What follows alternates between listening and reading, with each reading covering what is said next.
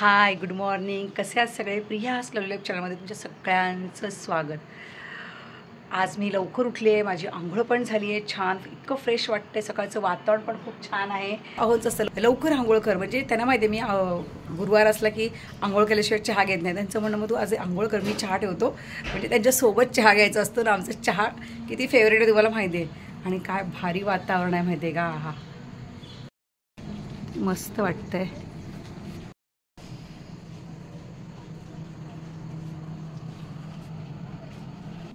आधी मी खिडक्या उघडल्या, कारण मला ते बंद बंद आवडत नाही.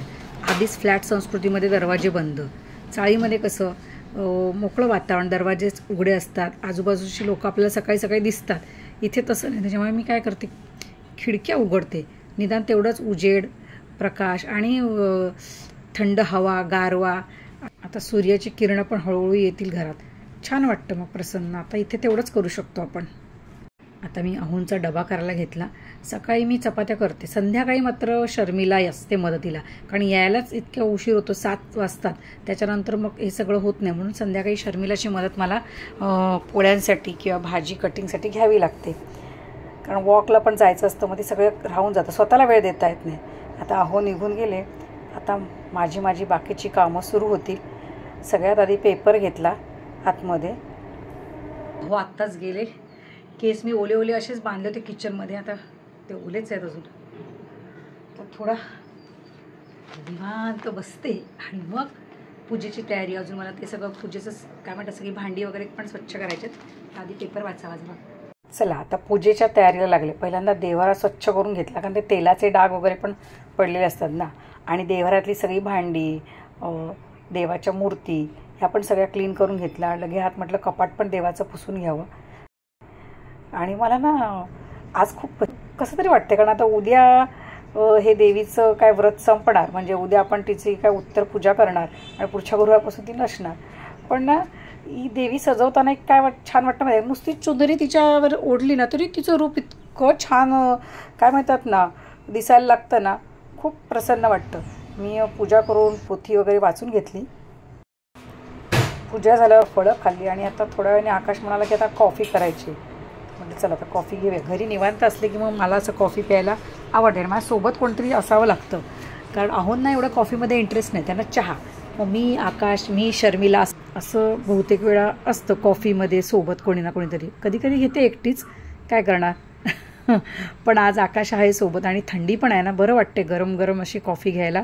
आणि मला ना त्या कॉफीमध्ये ना अशी ती कॉफी स्प्रिंकल वरून केली ना की छान वाटते बघायला. कॉफी काय बनवणार जेवायला? जेवायला काय, माझा उपवास आहे. तुला चपाती केली आहे, मग खिचडी बनव. मग उपवास आहे तर साबुदाणा मला ना, मग डोसे बनव. मग ते तसले उपवासाचे. ठीक आहे बनवते, पण जेवण पण जेवायचं. हा जेवण. चपाती बनवले तुझ्या? येस. नाही तर आपलं तेच मी थोडंसंच करणार. मग काल अहोंनी आलं आणलं, पण ते मला ओलं वाटत होतं म्हणून मी इथे सुकायला ठेवलंय. पण ऊनच नाही, सगळं आभाळ आलंय. म्हटलं ना उपवास असलं की आपल्यापेक्षा घरच्यांनाच काहीतरी खायची इच्छा होते. तर माझ्याकडे थोडीशी वरई आहे आणि मग बारीक साबुदाणे आहेत, ते मिक्स करून आता म्हटलं डोसे करून टाकूया. मी पण खाईल एखादा, म्हणजे खाणारच उपवास आहे म्हटलं, पण एकच खाईल. आता ते काय म्हणतात ना, काय एकादशी दुप्पट खाशीत असं होतं मग ते. आता मी उपवासाचे डोसे बनवायला घेतले. थोडीशीच वरई होती माझ्याकडे आणि बारीक साबुदाणे मला सापडलेच नाही, त्याच्यामुळे जे घरात होते थोडे मोठे साबुदाणे ते घेतले. मिरच्या, दही आणि नंतर लक्षात आलं म्हणजे बटाटे पण टाकायचे होते.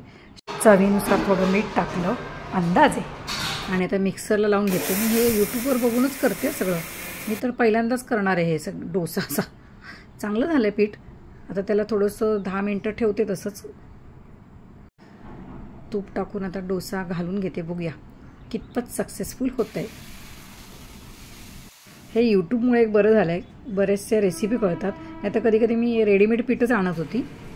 आज म्हटलं बघूया आपणच करूया.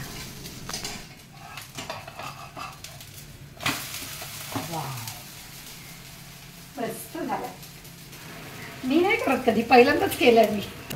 वडे म्हणत होते आकाश, पण ते तेलकट होतील म्हणून म्हटलं हे करूया. झालंय स्पॉन्जी झालंय. कसं दिसायला टेस्टी दिसतो एकदम. दिसतंय दिसायला टेस्टी दिसतात. खाल्ल्यावर खाल्ल्यावर पण चांगलाच लागणार आहे.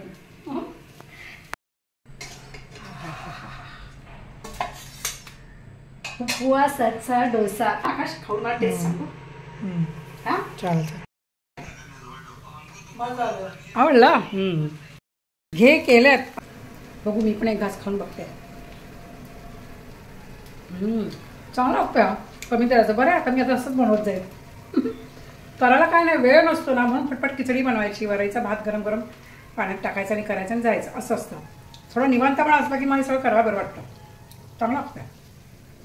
दुपारी थोडा आराम करून आता संध्याकाळी स्वयंपाकाची तयारी सुरू केली. घरी असलं की मला वाटतं मी सारखी किचनमध्येच असते की काय. शर्मिलाला म्हटलं थोडं लवकर ये, कारण संध्याकाळी कसं हळदी कुंकू आहे ना.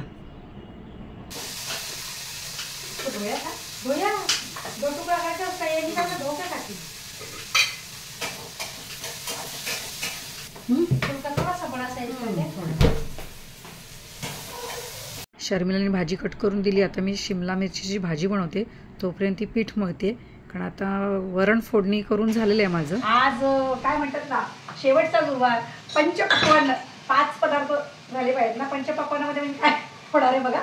डाळ केली, शिमला मिरची भाजी, भात झाला, त्याच्यानंतर फुलके शर्मिला बनवणार आहे आणि गोड काहीतरी बनवणार आणि पापड. गोड विचार करते शिराच बनवावा, तो नंतर करेल. आधी सगळं आवरून घेते, मग माझी तयारी करते. आरतीच्या वेळेला करेल प्रसादासाठी शिरा, तो गरम गरम पण राहील.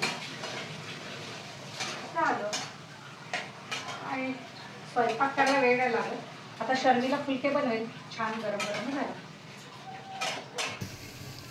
माझी डाळ झाली आहे, शिमला मिरचीची भाजी मी फोडणी टाकली आहे. आता शर्मिलाचे फुलके बनवायचे चाललेत. फुलके आणि पराठे. पराठे पण ती छान बनवते. मी बनवते तर त्याच्यामध्ये ते असं आकाश बोलतो की पिट लागतं, आणि तिचं असं एकदम ते आतला मसाला ना खूप छान स्प्रेड होतो.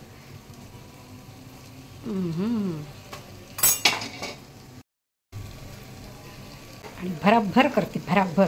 फुलके तिला किती पण बनवायला सांगा, 20-25 बनवते. चपाती म्हटलं की तिला थोडा अच्छा नाही लागतं ना चपाती. फुलका बनायला अच्छा लागतं. म्हटलं चला आज फुलकेच बनव.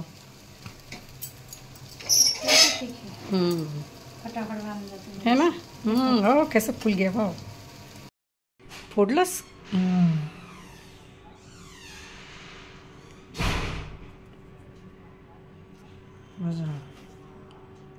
काय झालं होतं तिथे. सगळं ब्लड काढलंस का त्यातलं. तर अशी आज तयार झाली. ही साडी नेसली आणि किती आटपलं ना तर शेवटी घाई होतेच. मग घाईत आपलं आवरायचं असतं. मग माझी टिपिकल स्टाईल ठरलेली आहे. असा आंबडा घालायचा, त्याच्यावरती हा आर्टिफिशियल गजरा माळायचा. फक्त काय नवीन हे दिवाळीत घेतलं होतं मी, पण ते घातलंच नव्हतं. म्हटलं चला आज घालूया. तर आणि त्याच्यावर हे मोत्याचे कुड्या घातल्यात बस. आणि ही साडी तर मला खूप आवडते, फेवरेट आहे माझी. आणि या निमित्ताने साडी नेसून होती. शर्मिला स्वयंपाक करून गेली. ती हळदी कुंकवाला परत येते म्हणाली. तिला म्हटलं ये तुझं एखादं काम आटपून, तोपर्यंत माझं बाकीची पण तयारी होऊन जाईल. म्हणजे रांगोळी वगैरे, दिवे लावणं मी साधं सुद्धच केलेलं आहे. हळदी कुंकू शर्मिलाने सुरू होत आहे. हर साल आओ बैठो. बहुत सुंदर नया क्या. Thank you. अचानक बैठ रहे क्या, थोड़ा प्रसाद बना रहे. नहीं अभी बनाइए, हम कल मिलेगा. हाँ जाके काम अभी नहीं हुआ.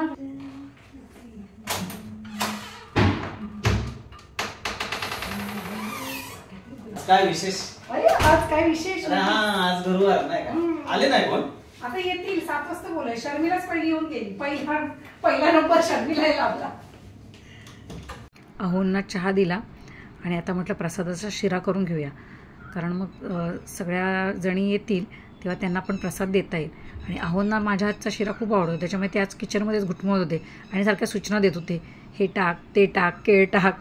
आणि काय म्हणतात ना, आमच्या गप्पा पण चालल्या होत्या, कारण आज मला बोलायला त्याच्यावर वेळ नव्हता, त्याच्यामुळे तिथेच गप्पा केल्या. आणि त्यांनी ना रताळं इथे काय म्हणतात ना उकडायला ठेवले अहोंनी.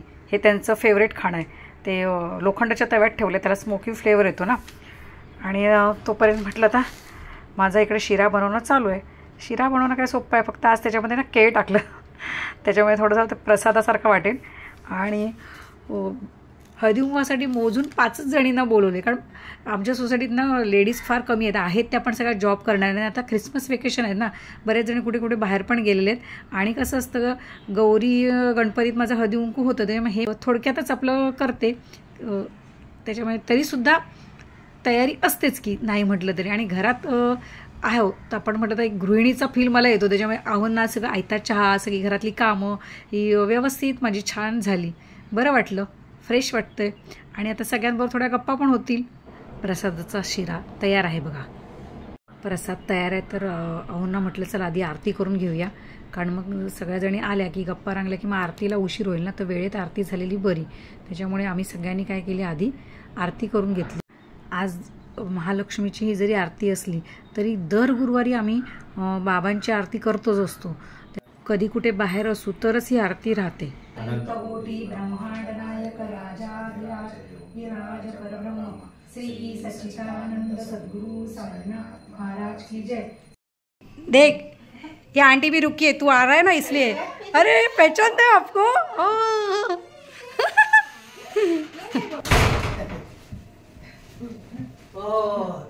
आंटी मिलती रहती है. क्या ऑफिस से कभी आई हळदीकुंकवाच्या निमित्ताने का होईना आम्ही ह्या 4-5 जणी एकत्र भेटलो, गप्पा केल्या. कारण एरवी असं कुणाला वेळच नसतो, सगळे इथे आपापल्या लाईफमध्ये खूप बिझी असतात. म्हणजे आपल्याला वेळ असेल आणि कधी कुणाकडे जायचं म्हटलं तर वाटतं डिस्टर्ब तर होणार नाही ना, कारण कधीतरी काय होतं कुणी दमलेलं असतं, कारण आठवडाभराची दगदगच इतकी असते ना. पण या निमित्ताने सगळे आम्ही एकत्र येतो. म्हणजे जेवढ्या माझ्या काय म्हणतात ना हाकेला धावून येणाऱ्या, कधीही बोललं तरी येणाऱ्या काही खास मैत्रिणी आहेत. हम लोग ना मम्मी के यहाँ से हमारी फ्रेंडशिप है. हम लोग कॉलेज एक साथ जाते थे. शादी भी हमारे पीछे 6 महीने हो गई. फिर शादी के बाद ये दूर रहती थी, बाद में हम लोग इधर शिफ्ट हो गए, ये भी इधर आ गए अभी साथ में. प्रभु आश्रय अपना बिल्डिंग छोड़ के ना एक बिल्डिंग यही रहेंगे. आणि सगळ्यांना ना मी केलेला प्रसादाचा शिरा खूप आवडला, अर्थात चांगला होतो माझा. असं साधं सुद्धा हळदीकुंकू पण छान वाटलं. एकत्र आलो ते फक्त एक निमित्त असतं आपल्याला एकमेकींसोबत जोडण्याचं. हळदीकुंकू झालं, सगळ्याजणी आम्ही भेटलो, थोडं त्यानिमित्ताने गप्पा झाल्या. आणि हा शेवटचा गुरुवार, त्याच्यामुळे जरा मनाला हुरहुर वाटते. पुढच्या गुरुवारी हे सगळं आपल्याला करायचं नाही आहे. त्यानिमित्तानं कसं छान पूजा मांडली जात होती आणि तिचं अस्तित्व महालक्ष्मीचं, देवीचं, तीच आपली सखी, तीच आपली माता, तीच आपल्याला सावरते, तीच आपल्याला सांभाळून घेते, तीच आपला संसार पुढे चालवते. जरी ती नसली तरी ती आपल्या सगळ्यांच्या मनात असणार आहे. तर आजचा व्हिडिओ इथेच एंड करते. व्हिडिओ आवडल्यास नक्की लाईक करा, कमेंट करा. आणि हो, ज्याने कोणी चॅनलला अजून सबस्क्राईब केलं नसेल त्याने जरूर सबस्क्राईब करा. भेटूया पुन्हा असेच काही ना काहीतरी शेअर करायला, गप्पा करायला. बाय.